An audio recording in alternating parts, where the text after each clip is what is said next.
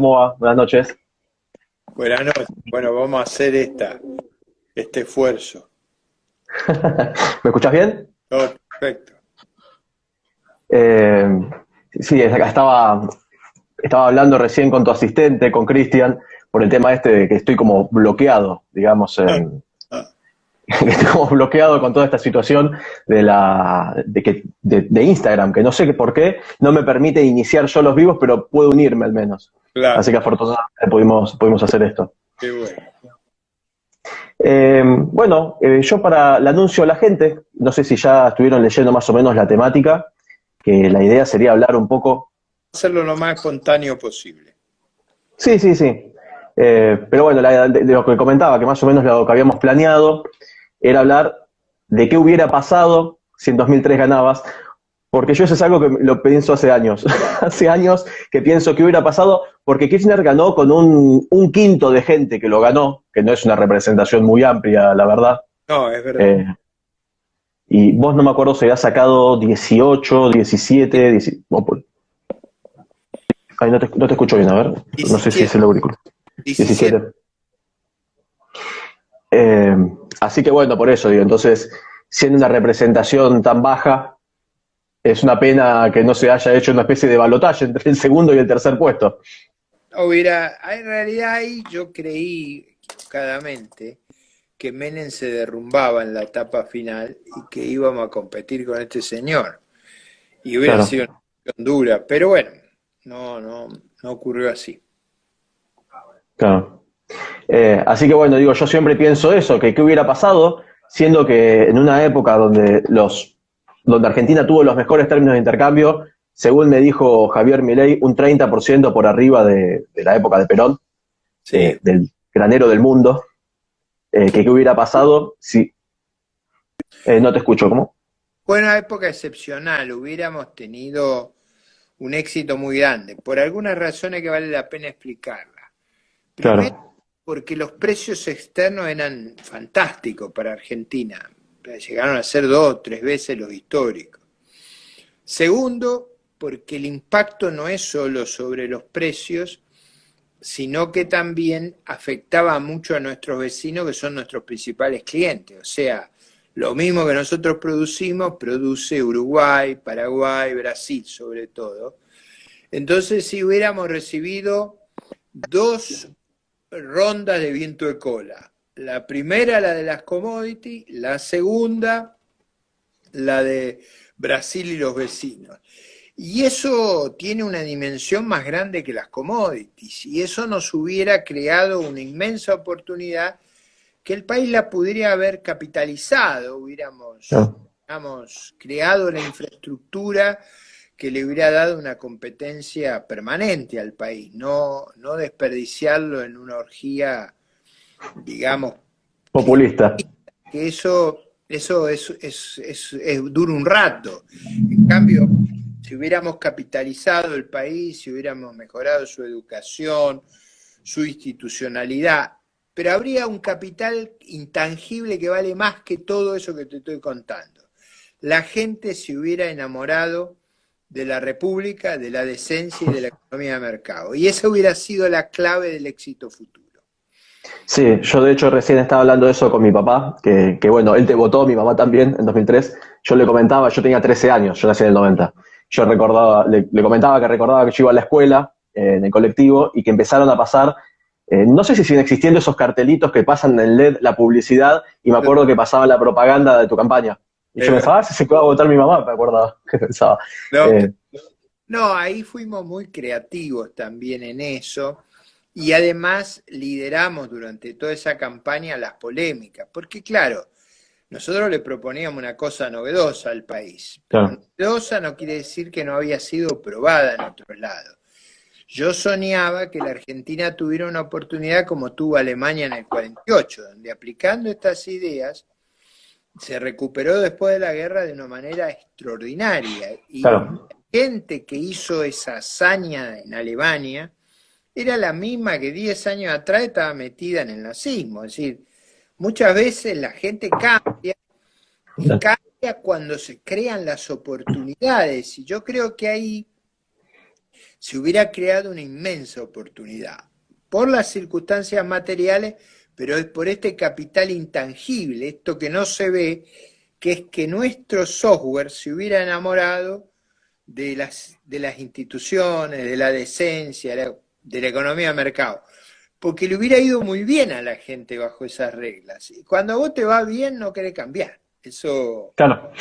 Sí, es que estaba recién hablando de eso con mi papá, que le comentaba que ahora estaba por entrevistarte y le decía que me pasa que muchas veces pienso eso, que qué pena que no haya pasado eso, porque además, si nos hubiera ido así, nos hubiera ido mejor, entonces probablemente hoy no existirían los K, estarían ahí en el sur, o no estarían, o no sé. No hubiera habido, y sobre todo no hubiera habido todas esas patologías de bolso lleno de dinero, de cohecho, de indecencia, que no es solo el robo, sino el mal ejemplo, porque Claro, el mal ejemplo es otro capital intangible. Los países progresan cuando admiran a sus líderes. Ahora, cuando, por ejemplo, una cosa muy impresionante en Europa es la admiración que produce Angela Merkel. Ahora, esa admiración genera una gran cohesión, una gran predisposición al esfuerzo. Si vos pensás que tus líderes son un ladrón estacionario, un sinvergüenza, una porquería, tu disposición a hacer lo que corresponde es mucho menor. claro. Y Sí, es sí, sí, que yo, un punto crucial en las sociedades modernas, esa emulación de lo que está bien. O sea, eso es muy decisivo. Yo, la Argentina admiraba a personas muy valiosas, como eran Sarmiento, Alberdi, Belgrano. O sea, cuando uno se pone a mirar las figuras que nos representaban, con las que nos identificábamos, eran unas figuras extraordinariamente valiosas, o sea, eran ejemplos eh, muy importantes. Por ejemplo, yo no soy, digamos, patricio, o sea, mis abuelos son inmigrantes. Mis abuelos se entusiasmaron mucho con el país, pero en parte porque la lectura de esos ejemplos te creaba una imagen muy valiosa del futuro. Y eso es, yo creo, un capital intangible extraordinario. ¿A quién admira la gente? ¿Cuáles son los ejemplos que uno sigue? ¿Qué es lo que dejamos? ¿Qué es lo que construimos? ¿Cómo ha sido nuestra conducta? Te cuento una cosa que es valiosa para toda la gente que nos está escuchando. Yo tengo un canal de YouTube que es Ricardo López Murphy Oficial. Ahí una cosa que hago es que publico videos de los últimos 20 y pico de años. ¿Por qué hago esto? Porque yo creo, y es muy importante, que la gente respete la coherencia y la consistencia. Uno de los problemas que tenemos en la Argentina, el caso del presidente, que vos le ponés los videos de 3, 4 años atrás, te escandalizás. sí, yo estuve haciendo memes hoy sobre eso. Si tú miras los videos míos en el canal, te podrá coincidir o no, pero ahí hay una línea que no, que en el éxito, en la adversidad, mantuvo la coherencia.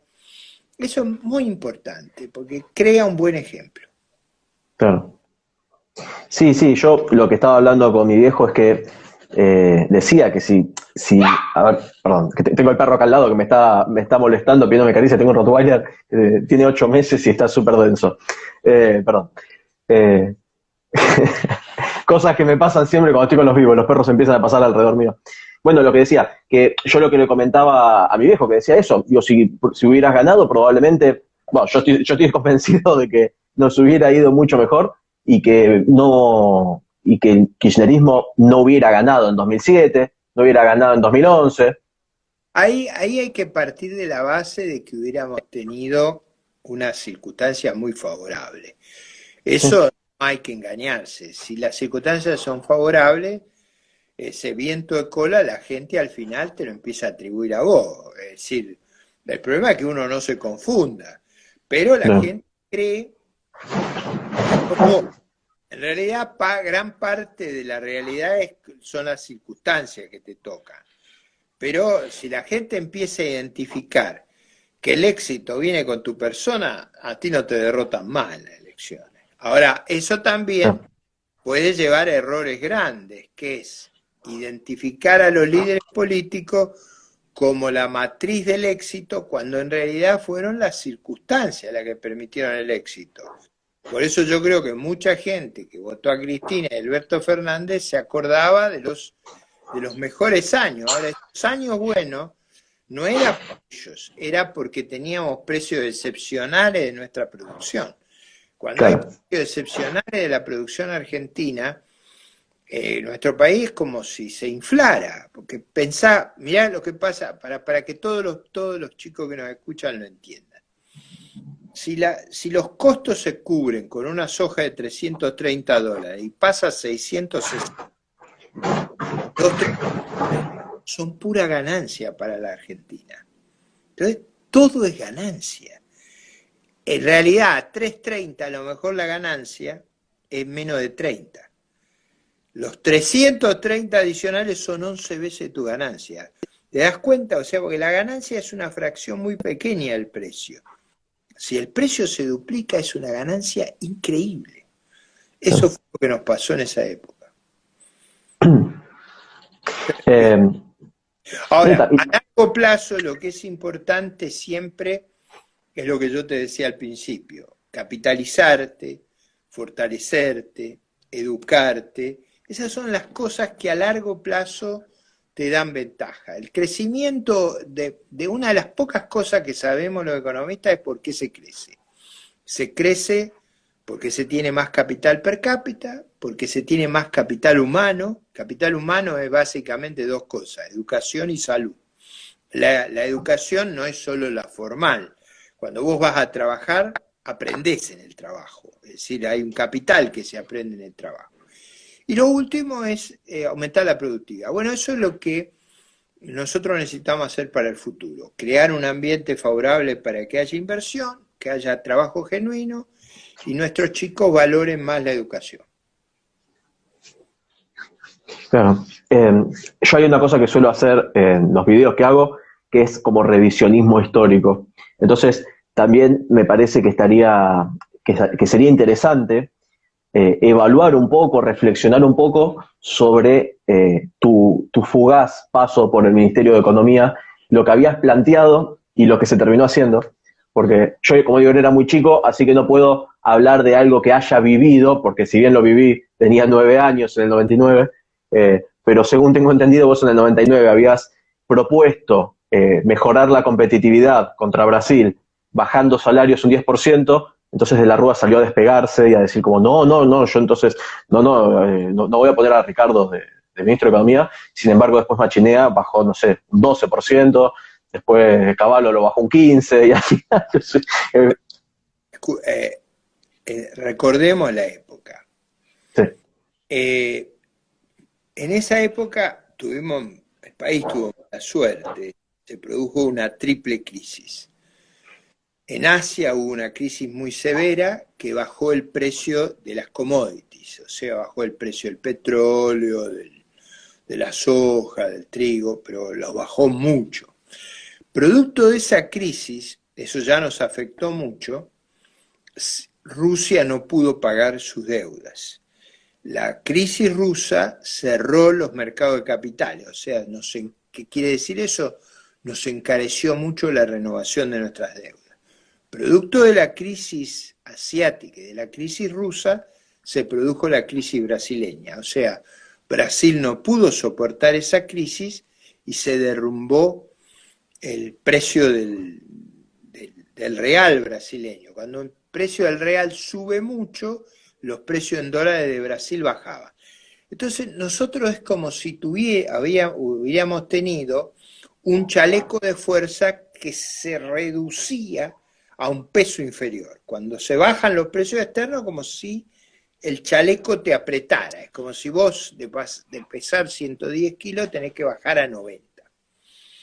Eso era lo que ocurría y era lo que teníamos que adaptarnos. Toda la propuesta que yo hice fue: reconozcamos la realidad, adaptémonos.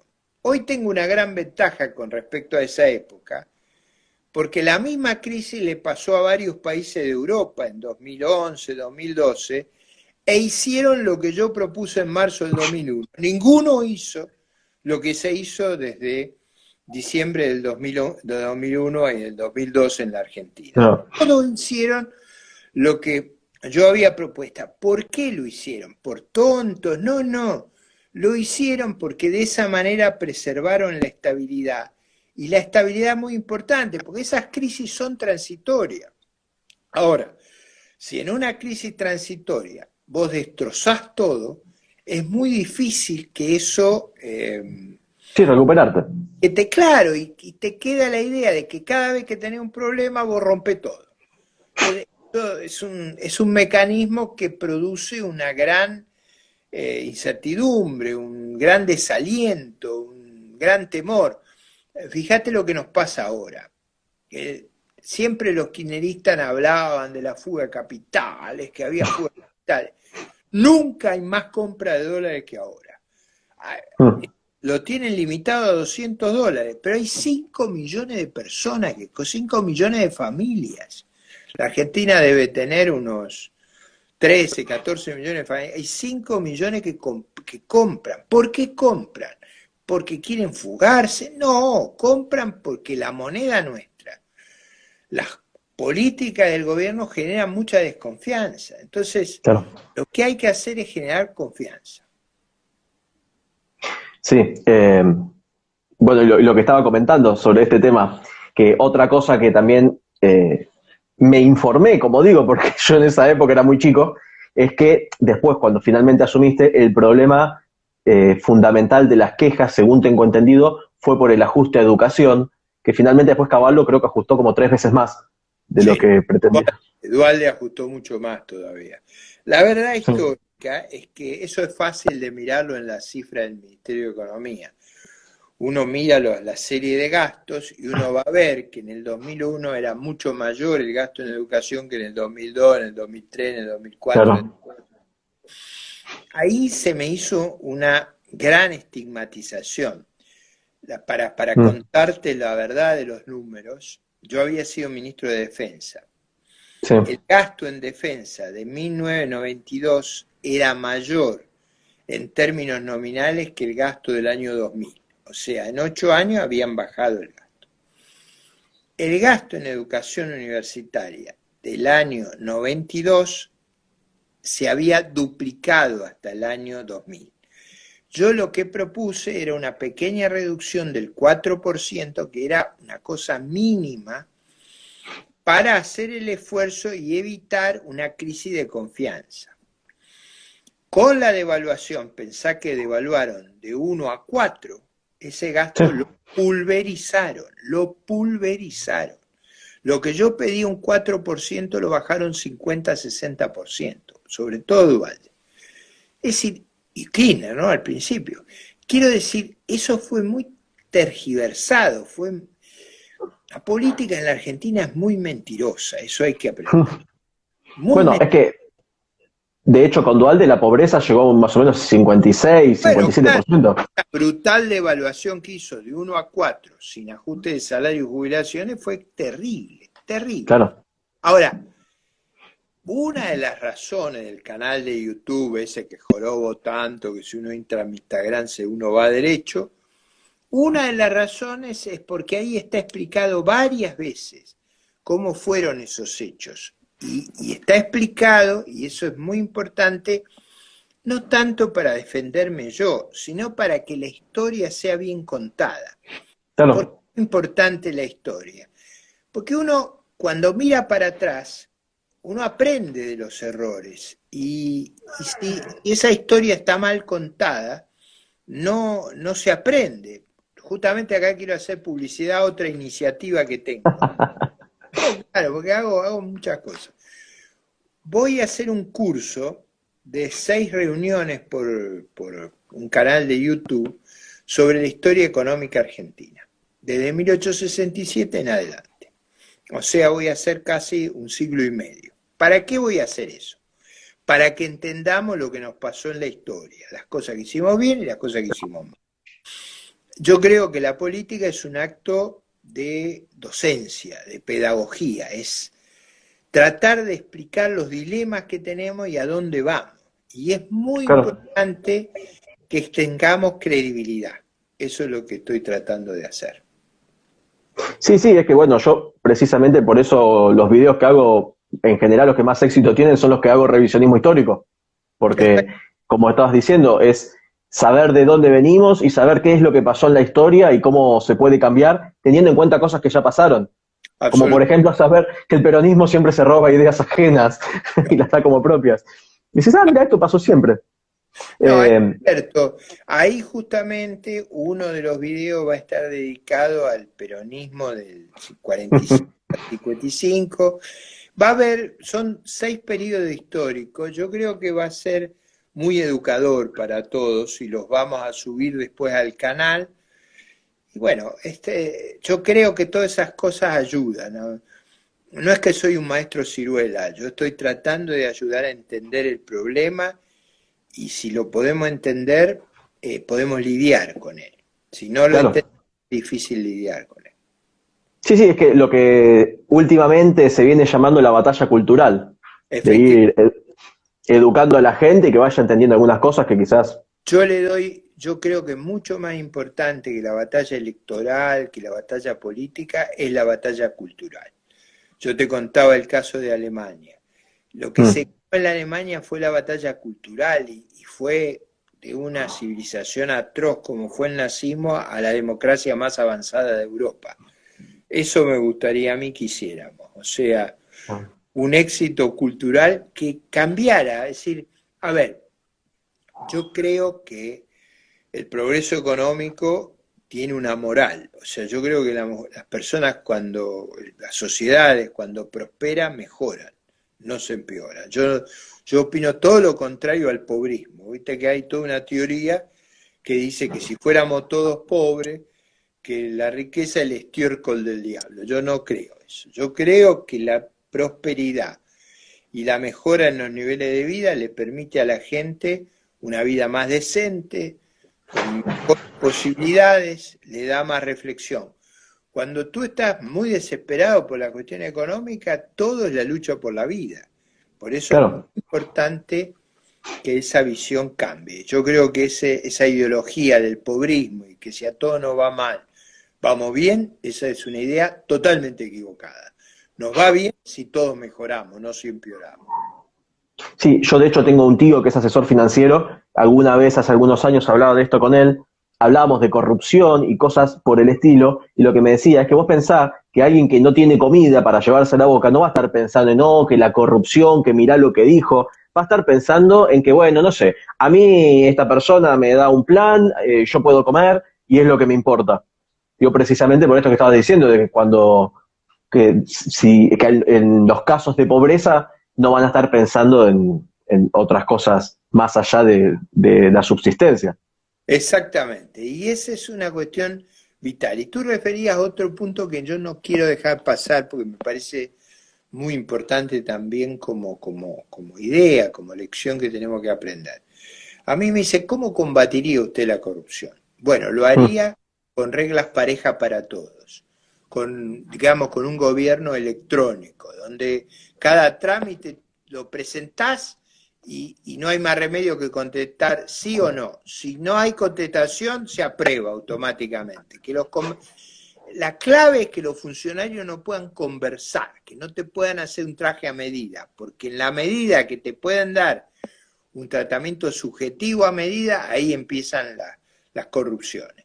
Yo por eso he claro. propuesto en todos lados que todo el gobierno, todos los trámites sean digitales, que los podamos seguir todos, como nos siguen ahora por Instagram, que podamos seguir con toda claridad eh, todos los trámites y que cuando uno tenga que hacer un negocio, presentar un local, una nueva actividad, la municipalidad no tiene más remedio que si yo cumplí con todos los requisitos, aprobarlo y terminó. Y no tengo que ir a ver a nadie, ni correr ninguna carpeta, ni nada.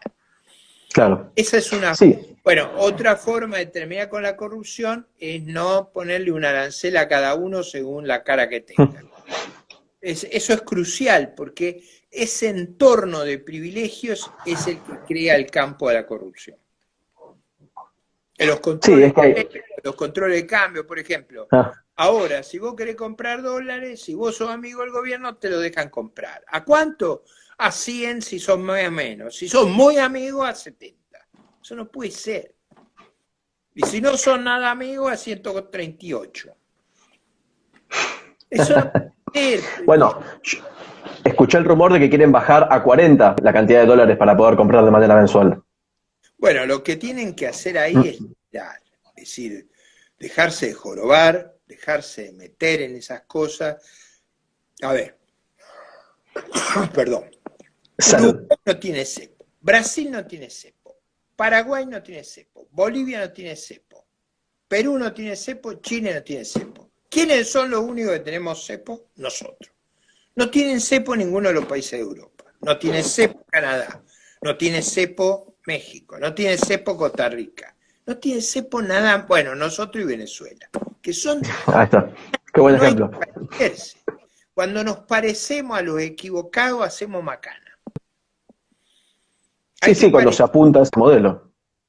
Claro, fíjate vos, yo soy hincha de San Lorenzo. Yo diría, ¿cómo me gustaría que jugara San Lorenzo? ¿Como el Bayern Múnich o como el PSG, el Paris Saint-Germain, los que van a disputar la final de la Champions? ¿Me gustaría que juegue como el peor cuadro de Francia o de Alemania? No, yo quiero jugar como el mejor. Quiero que Claro. mi equipo se parezca al mejor. Nosotros tenemos que tratar de aprender de los mejores. De los únicos que no podemos aprender nada es de Cuba y Venezuela. Sí, sí, a los que le va bien. Es que de hecho, si vos a cualquier persona de izquierda o cualquier peronista, de lo que sea, le decís, ¿te gustaría vivir en Cuba o en Venezuela? El que sepa cómo se vive te va a decir que no. También va a estar No, el que te diga, no, en Venezuela se vive re bien. Y va, sí, porque no fuiste. Pero, pero lo de Venezuela es una catástrofe que no tiene nombre. Para que todos sean conscientes, los venezolanos tienen, digamos, de capital básico 10.000 barriles cada uno, porque Venezuela es un lago de petróleo.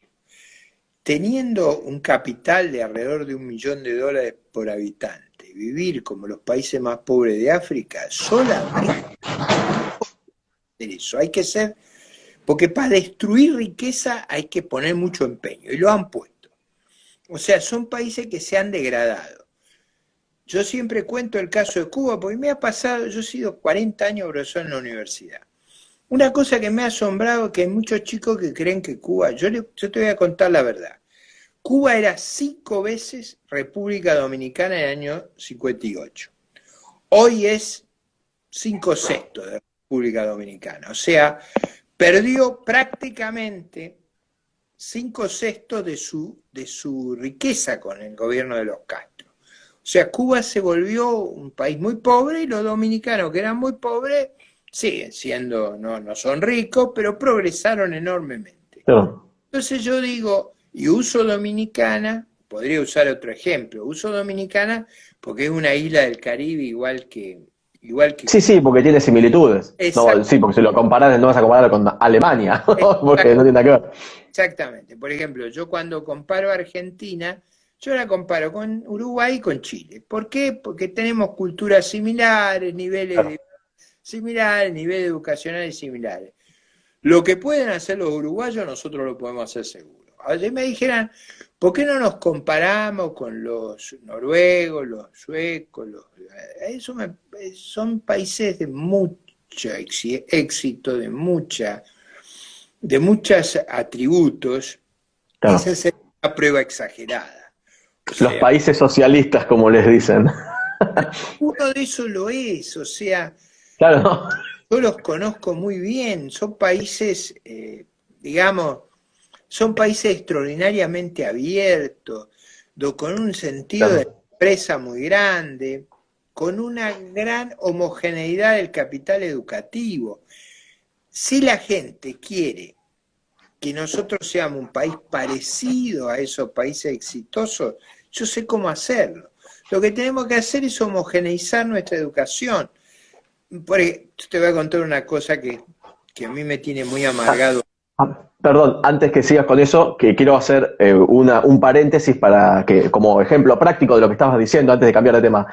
Es fácil, quien quiera que entre a ver el Heritage Index, que es el índice de libertad económica, y que se fije, va a ver que los primeros países son los que más libres son y los últimos son los que menos libres son. Y que ahí digan, ¿en qué país prefieren vivir? ¿En los primeros 10 o en los últimos 10? Que último va a estar Corea del Norte y Venezuela, por ejemplo. Exactamente.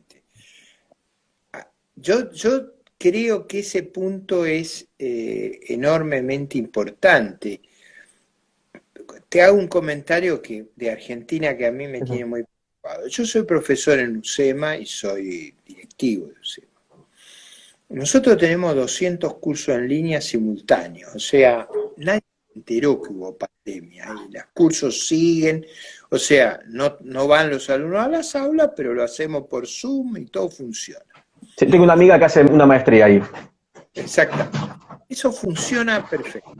Ahora, hay 50, 60% de los chicos que van a las escuelas de gestión estatal que no han tenido oportunidad de hacer eso. Yo hace varios meses atrás propuse que se usara la televisión pública para dar los lunes, miércoles y viernes 4 grados y los martes, jueves y sábado los otros 4. ¿Por qué la televisión pública?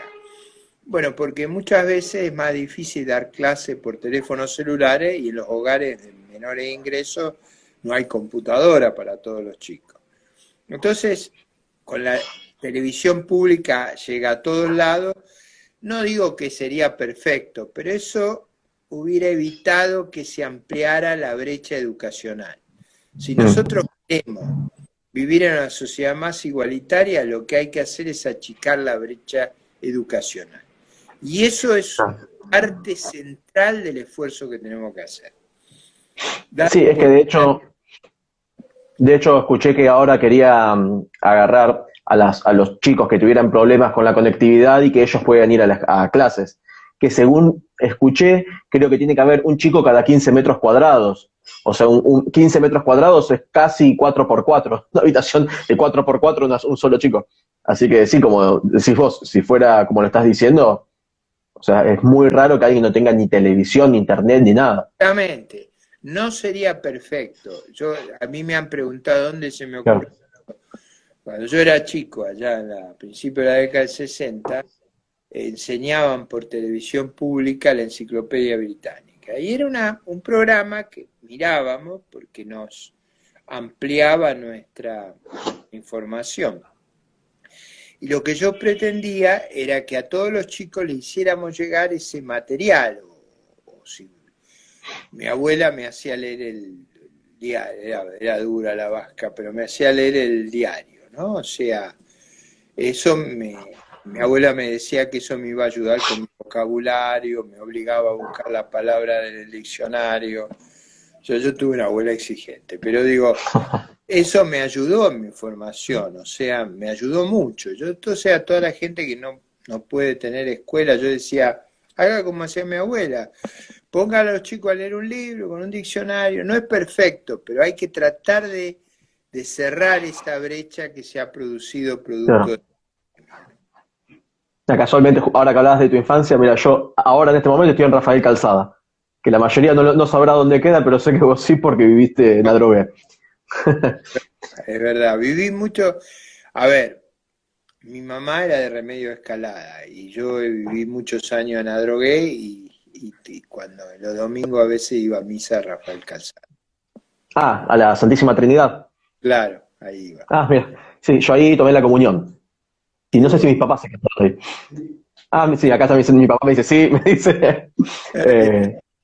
No, es decir, tengo mi casa, yo voy todos los fines de semana ahí, lo que pasa es que ahora los viajes se hacían muy complicados, así que nos quedamos dentro durante la semana y vamos a Adrogué el fin de semana. Bueno, y lo que estaba diciendo es también otra cosa que había mencionado, pero bueno, eso ya un poquito, ya lo hablamos, que mencionaba el tema de en el 2001, ¿no? Que fue cuando estuviste de ese breve tiempo de ministro de Economía. Ministro de Defensa entre 1999 y 2001 y ministro de Economía 2001. que decía que el tema este del ajuste en educación, que finalmente después Caballo hizo un ajuste mucho más fuerte, Sí. y No tanto que, Cavallo, el que lo hizo mucho más fuerte fue Duhalde claro, claro, sí, y que terminó derivando en algo mucho peor. el ajuste muy severo fue la devaluación. La devaluación fue. Claro. Vos Sí, y es pensás, que, para que todos se acuerden, es como si el tipo de cambio pasara ahora de 75 a 300 y a nadie le ajusta, ni el sueldo ni la jubilación. iba a Bueno, dar ese ejemplo. no, es que eso fue lo que pasó en esa época. Claro.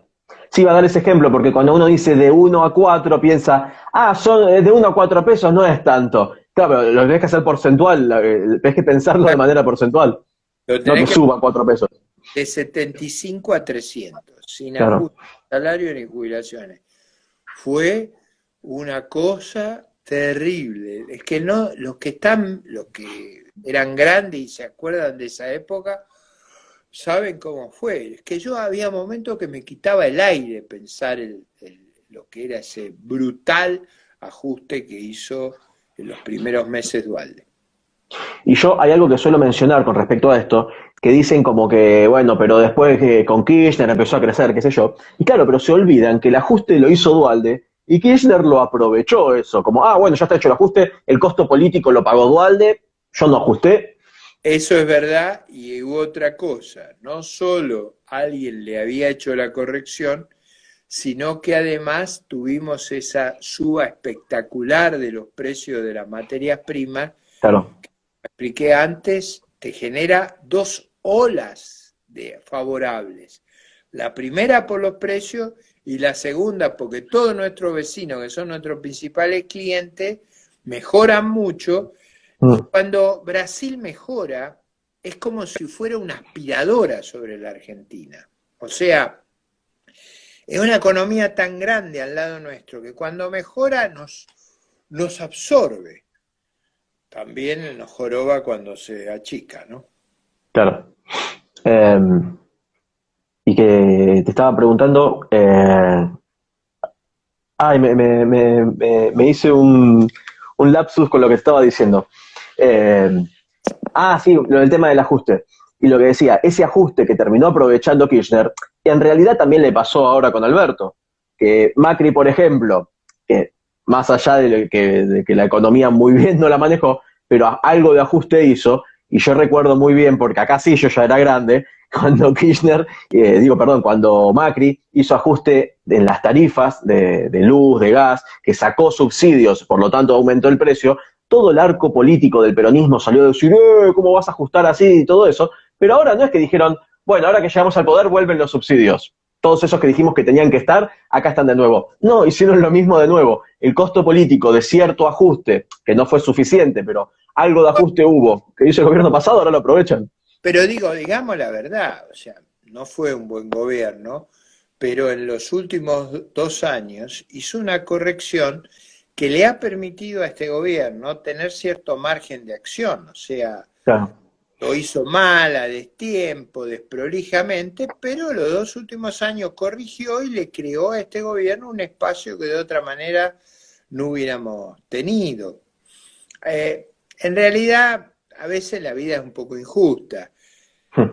Si, si ustedes quieren saber de verdad por qué los políticos me han atacado siempre tanto, no fue por estas cosas. La verdad histórica del marzo del 2001 fue porque les pegaba un tijeretazo a todos los gastos de la política. La política en Argentina es un poco patológica, se siente diferente que el resto. Por eso los Zaffaroni, digamos, las personas normales tienen jubilaciones que van de 18.000 a 120.000, los que contribuyen. Zaffaroni tiene una jubilación de 860.000 pesos, es decir, eso no. Es decir, acá lo que hay que cortar son los privilegios. Y lo que se cortaba en marzo del 2001, y eso no me lo van a perdonar jamás, son los privilegios de la política. Eso fue de verdad el único recorte grande que hubo, fue a los privilegios de la política. Bueno, es que desde que entró Alberto que se está hablando de eso, que, bueno, ya que están ajustando inclusive a los jubilados, ¿por qué no se ajustan ustedes? ¿Por qué no se reducen el salario? Y Ahí está. básicamente dicen como, bueno, no haría la diferencia. ponele que no haga la diferencia, mínimamente es un gesto No, para mostrar austeridad. vemos que no le damos el ajuste que le corresponde a los jubilados y le pagamos a Zaffaroni 860.000 pesos y a Cristina tres jubilaciones, la jubilación de ella, la pensión del marido y el sueldo del vicepresidente. Si la gente se enterara lo que cobra ella, habría una calentura que ni quieran saber. Pero bueno. Creo que la calentura sería solamente de parte de los que son antikirchneristas, porque los que son kirchneristas, principalmente los fanáticos, no les va a importar. Yo siempre digo, vos a un fanático le puedes mostrar a Cristina pegándole a un nene y te va a decir, bueno, se lo merecía seguramente. Seguro que leía Clarín te va a decir, o no sé, ese video está trucado, te van a responder. Concedo que los prejuicios a veces nos ponen anteojeras, pero tanto va la gota a la piedra que finalmente la orada. Tarde o temprano, los bolsos del convento, todo el mundo supo que eran verdad. O sea, yo digo, una cosa te quiero decir, los hechos son testarudos. Los hechos son testarudos, una y otra vez vuelven, y ahí está. Ahí está. Eh, bueno, pero a lo que ibas con este tema del ajuste y del crecimiento, hay un término que siempre explica Milei, que es sobre la recuperación cíclica o lo que llaman el rebote del gato muerto, eh, que es este tema de que no se podía llegar más abajo y que no quedaba otra que crecer. Encima, como estábamos diciendo, en un contexto donde fue, quiero recalcarlo de nuevo, los mejores términos de intercambio de la historia del país, inclusive por arriba de la Segunda Guerra Mundial, inclusive por arriba del fin del siglo XIX. Cuando éramos potencia mundial, los términos de intercambio de principio del siglo XXI fueron aún mayores que los de fines del siglo XIX, Es cuando verdad. éramos potencia. Nosotros tuvimos 3, 4 épocas muy buenas de término de intercambio. Uno fue al principio del siglo XX, otro fue después de la Segunda Guerra Mundial y otro fue en la primera década del siglo XXI.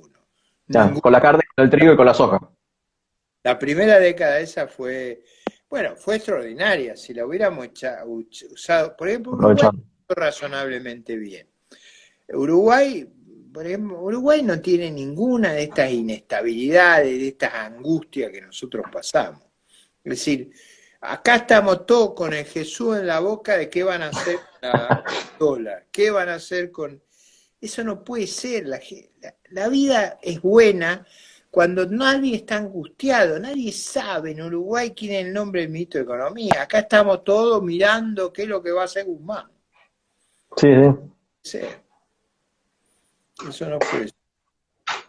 Bueno, y vos como siendo más técnicos, acá quizás es apto, igual intentemos bajar el nivel técnico a que se entienda, pero digo, ¿cómo pensás que se tendría que haber desarrollado, por lo tanto, en un teórico e hipotético gobierno tuyo, cómo se tendría que haber aprovechado este viento de cola? No, bueno, una O sea, cosa ¿qué se hizo que se debería haber hecho? una cosa que hubiéramos hecho hubiera sido sanear la infraestructura, o sea, generar una infraestructura que nos permitiera ser un país competitivo. Otra cosa que hubiéramos hecho hubiera sido reducir la carga tributaria sobre el empleo y la inversión. Nosotros dependemos mucho de que la gente gane el pan con el sudor de la frente. Lo que hubiéramos procurado y logrado es que la gente, en vez de depender de los planes y de la ayuda oficial, dependiera de su trabajo. Si la gente depende de lo que gana con su trabajo, se vuelve un ciudadano muy exigente. Si tenemos una ciudadanía exigente, vamos a tener mejores gobernantes. Si la gente depende de los planes, la beneficencia pública, se vuelve poco exigente y se vuelve muy dependiente de la opinión de los que le da los planes. Entonces, no es solamente que ir a trabajar es sano éticamente, además crea una mejor sociedad, crea una sociedad donde todos tenemos la cultura de que lo que logramos es fruto de nuestro esfuerzo, y eso es lo que tenemos que transmitir. Sí, seguramente que con los planes y las ayudas sociales, los subsidios y el clientelismo no fue algo que ayude mucho a esto que estás mencionando. De hecho, son muchos los casos que se escuchan de gente que quizás, yo leí, de hecho, telegramas laborales de gente que quizás renunciaba a un trabajo para poder cobrar un subsidio diciendo, mirá, yo prefiero cobrar aunque sea un poquito menos, pero no tengo que trabajar. O gente No, que, no sé, bueno, prefiere estar bueno, en negro y no estar en blanco para poder cobrar un subsidio. eso pasó con los IFE. Hubo gente que se Mm, declaró que no vivía con los padres para cobrar los IFE. O sea, una vez que el Estado se mete en esas cosas, es una desgracia, pero sobre todo una desgracia cuando en vez de ser cosas transitorias son cosas permanentes.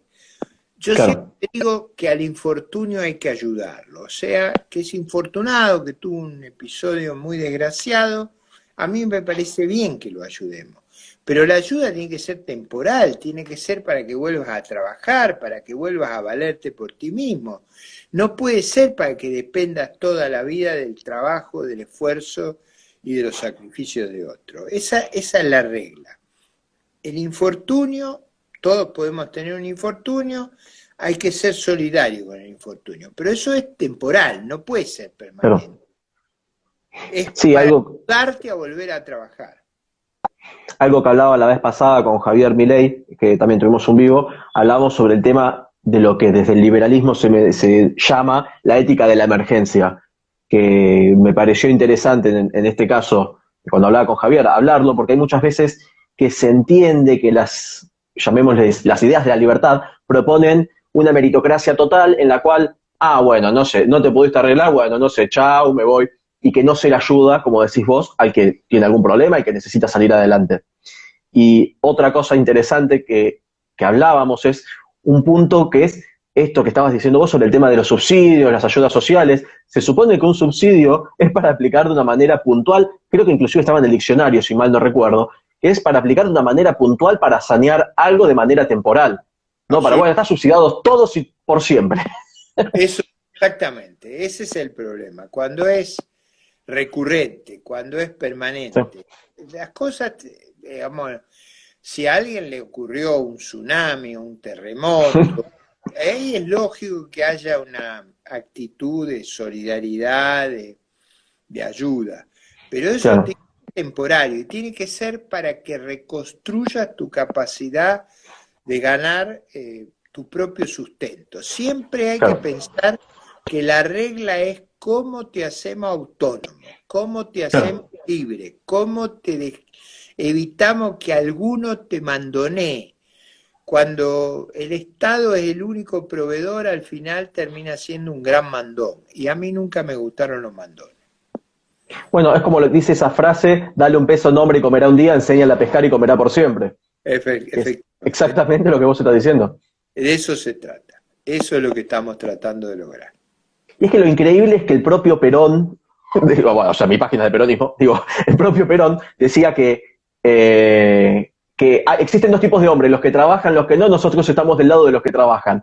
¿Cómo puede ser que se siga, bueno, igualmente él mismo también lo hacía, no digo, decía una cosa y hacía otra, pero cómo puede ser que siendo supuestamente estos gobiernos peronistas estén del lado del que no trabaja y que te den un subsidio eterno en vez de estar estimulando a que empieces a ganar, como decías vos, el pan con el sudor de tu frente?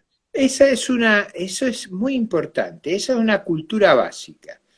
Si convencemos a la sociedad que esa es la clave del éxito y de la prosperidad, nos va a ir muy bien. No solo nos va a ir muy bien por lo que vamos a progresar, sino porque todos vamos a respetar el esfuerzo y el mérito del otro.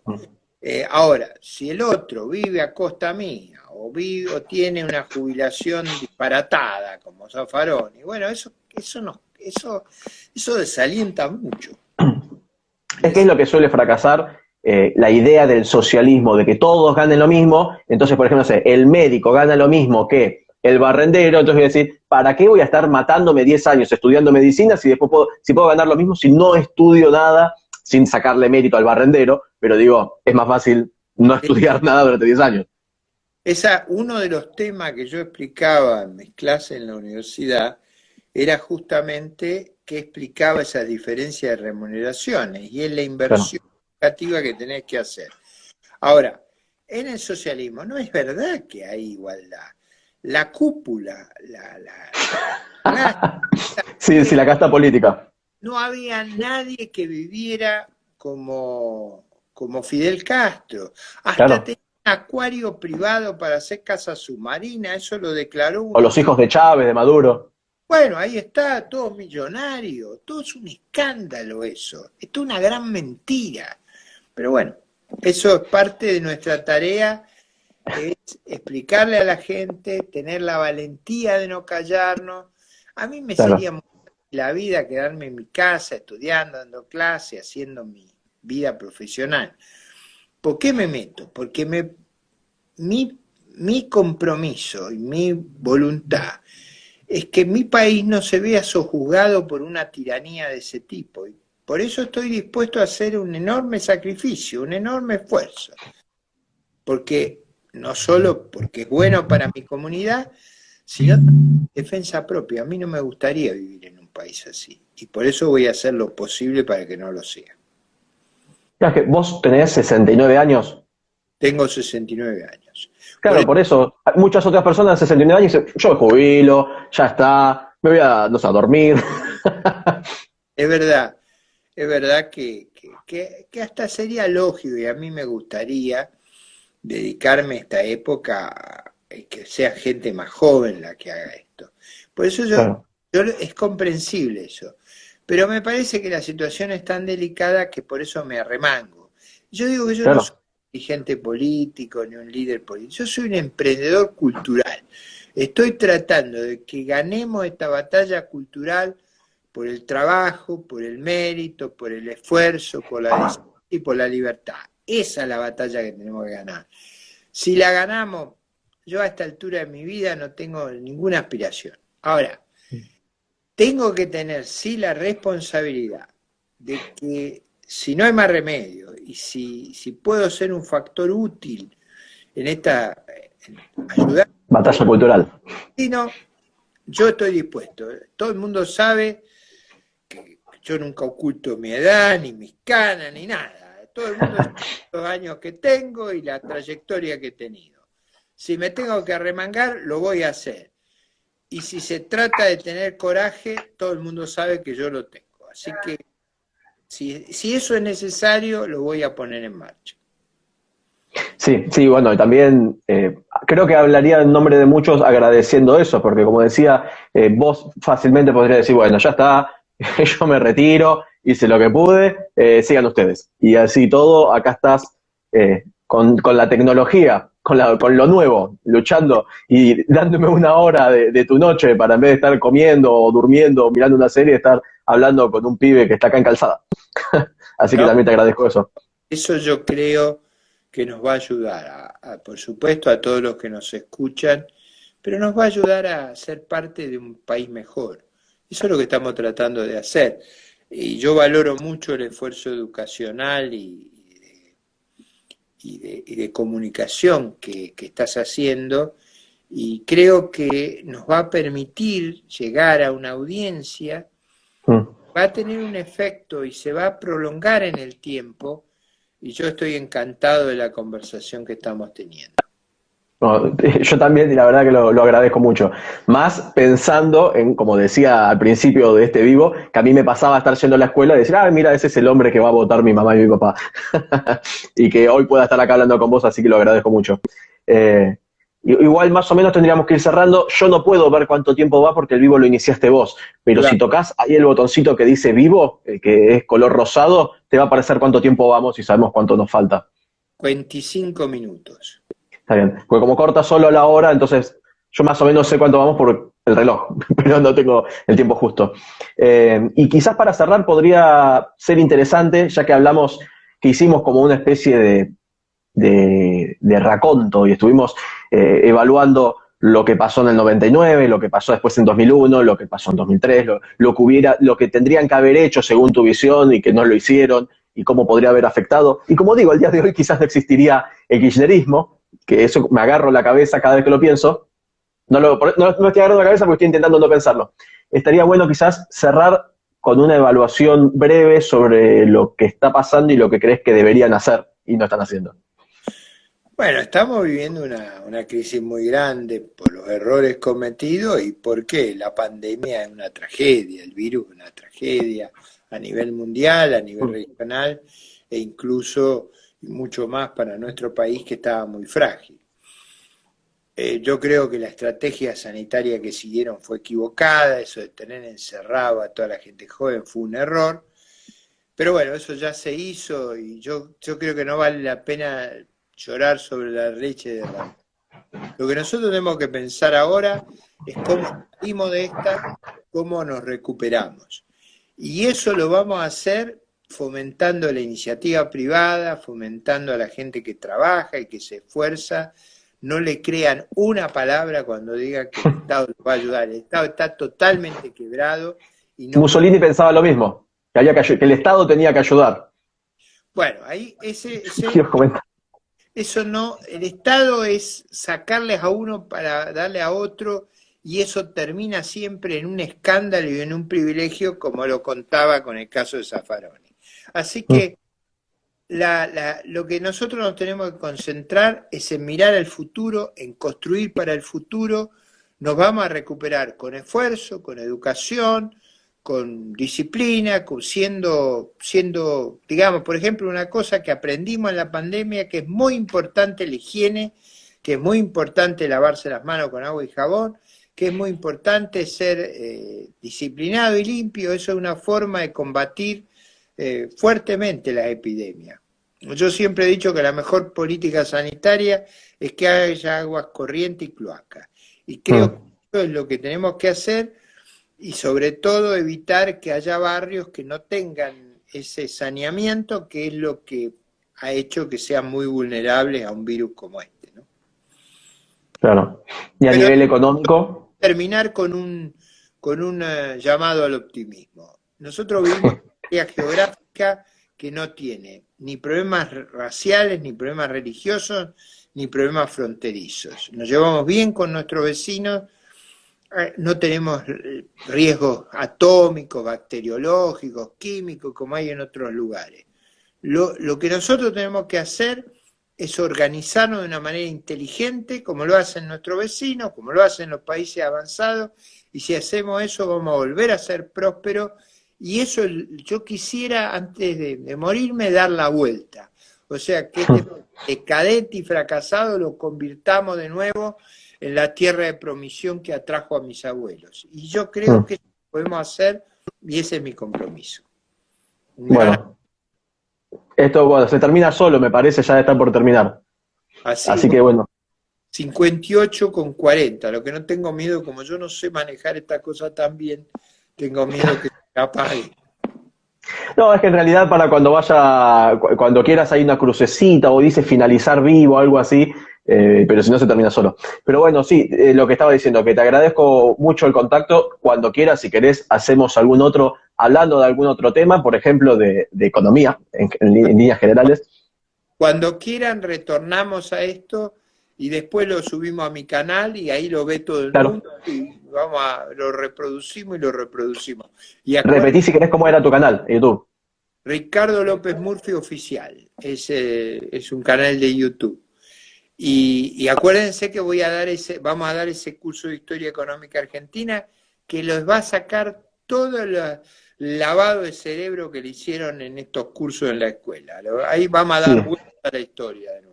Si en algo fue bueno el peronismo fue en adoctrinar a los chicos. Bueno, y a los adultos también. Bueno, eso es lo que vamos a dar vuelta. Le vamos a ofrecer la otra historia. La verdad. Imagino que ya se está terminando. Un gran abrazo a todos, mucha suerte y muchas gracias por la oportunidad que me dieron de estar con ustedes, que lo he disfrutado mucho.